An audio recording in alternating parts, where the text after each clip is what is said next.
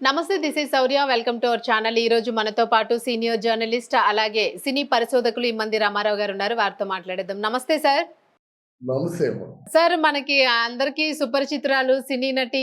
మంచి చిన్న చిన్న క్యారెక్టర్స్ అయినా కూడా చాలా బాగా చేసేవాళ్ళు పావలా శ్యామల గారు. ఈవిడ చాలా రోజుల నుంచి కూడా కొంత కష్టాల్లో ఉన్నారు. ఆరోగ్యం బాలేదు. ఏదో ఒక ఆశ్రమంలో ఉంటున్నారు అని చెప్పేసి అనుకున్నాము. అలాగే అనేక మంది టీవీ వాళ్ళు కూడా కవర్ చేశారు. ఎందుకు ఇలాంటి పరిస్థితి వచ్చింది ఏంటి అని చెప్పేసి.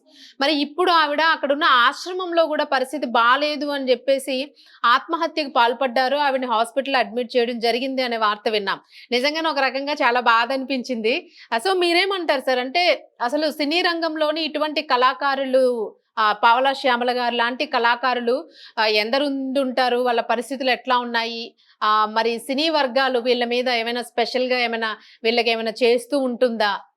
ఏమ్మా, సినిమా పరిశ్రమలో పావలా శ్యామల ఒకతే కష్టపడిందమ్మా. ఎంతమంది కష్టపడ్డారు. హ్మ్. పెద్ద పెద్ద నటీనటులు కూడా ఆకలి దప్పికలతో చాలా బాధపడుతూ చచ్చిపోయారన్నమాట. హ్మ్. వాళ్ళెవరూ బయటికి రాలేదు. నిన్న కాక మొన్న కల్పన ఏమైంది? కల్పన రాయి మరి ఎంతమందికి పెట్టింది? కల్పన రాయి జీవితం ఏమిటి?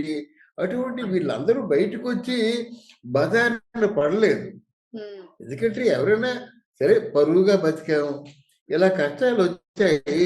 అది హ్మ్. బయటికి రాకుండా జాగ్రత్త పడ్డారు గానీ, పావలా శ్యామల మాత్రం మొదటి నుంచి తన కష్టాల్ని బయటికి ఎక్స్‌పోజ్ చేసుకుంటూ, ఆ డబ్బులిచ్చినట్టయితే ఆ డబ్బులు తినేస్తూ, మళ్ళీ డబ్బులయిపోయి, మళ్ళీ కష్టాల్లో ఉన్నామని చెప్పడం ఇదన్నీ ఇబ్బందికరమైన మనం వినడానికి కూడా ఇబ్బందికరంగా ఉంటాయన్నమాట. హ్మ్. ఎందుకంటే కష్టాలు అందరికీ వస్తాయి. వచ్చిన మాత్రంలో మనం వచ్చేసి దాన్ని ఫోకస్ చేసేసి ఇలా కష్టాల్లో ఉన్నాను ఇండస్ట్రీకి మీరొచ్చారు. మీరు బ్రతుకు తెరువు కోసం వచ్చారు. సినిమాలో వేషాలు వేశారు. హ్మ్. వేషాలు వేసినందుకు తగిన డబ్బు మీరు తీసుకున్నారు కరెక్టే. హ్మ్. లేదా నాకు నిరాధారంగా ఉన్నాను. నా కూతురు కూడా ఆరోగ్య పరిస్థితి బాగలేదనడం బానే ఉంది. దాన్ని హ్మ్. ప్లాన్ చేసుకోవాలి. నాకు తెలిసి 10,00,000, 15,00,000 ఇచ్చారు ఆ! ఇండస్ట్రీలోంచి అందరూ కలిసి. గానీ ఆ 15,00,000 ఒక చోట పెట్టి, దాంట్లోంచి వచ్చే డబ్బు తీసుకుంటే ఈరోజు ఈ పరిస్థితి కాదు కదా! లేదా ఆ 15,00,000 కూడా ప్లాన్డ్‌గా ఏదో పోస్ట్ ఆఫీస్‌లో వేసుకున్నట్టయితే, నెలకో రూ. 25,000 చొప్పున బ్రతికినంత కాలం ఇచ్చే స్కీమ్ ఒకటుంది కదా! హ్మ్. ఇలాగేదో ప్లాన్ చేసుకోవాలి కదమ్మా! ప్లాన్ చేసుకోకుండా వచ్చింది, అయిపోయింది. వచ్చింది, అయిపోయింది.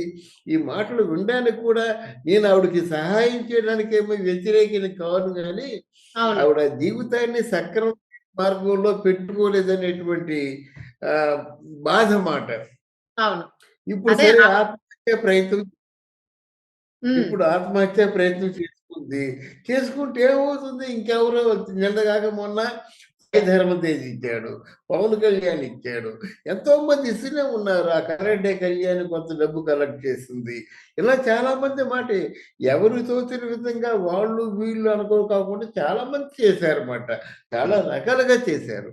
చేసినప్పుడు ఈరోజు ఆత్మహత్య చేసుకునే ఆలోచన రావడం మరి ఆవిడకి మనసు స్థిమితం లేక, మతి స్థిమితం లేక ఈ ఆలోచనొచ్చిందో ఏమో నాకు తెలీదు గానీ, ఆత్మహత్య చేసుకునే ప్రయత్నం అది మంచిది కాదు.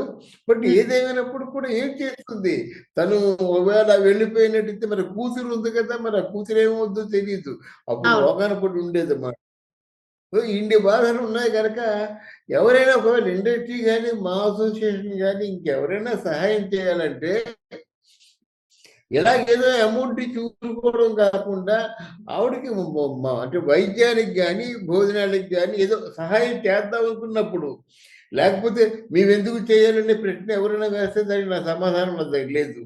హ్మ్. ఒకవేళ ఎవరైనా సహాయం చేద్దామనుకుంటే ఆవిడకి బతికినంత కాలం కూడా ఏ విధమైన ఇబ్బంది లేకుండా ప్లాన్ చేసి ప్లాన్డ్‌గా నెలకు ఇంత అమౌంట్ ఆవిడకొచ్చేలాగా ప్లాన్ చేసి ఇచ్చినట్టయితే ఆవిడకి ఆ కష్టాలని తీర్చిన వాళ్ళవుతారన్నమాట. నో హ్మ్. డౌట్. పవన శ్యామల మంచి రంగస్థల నటి. రంగస్థలంలో 'పావలా' అనే నాటకం మన ఎవరు వెంకటేశ్వరరావు గారు మాట హ్మ్. స్వర్గీయ వెంకటేశ్వరరావు గారు ఆయన డైరెక్షన్‌లో 'పావలా' అనే నాటకం మాట. ఆ నాటకం ఆడిన తర్వాత ఈవిడికి ఆ పావలా శ్యామల అనే పేరు స్థిరంగా ఉండిపోయింది. ఉమ్, అది గణేష్ పాత్ర రాశాడు ఆ నాటికని.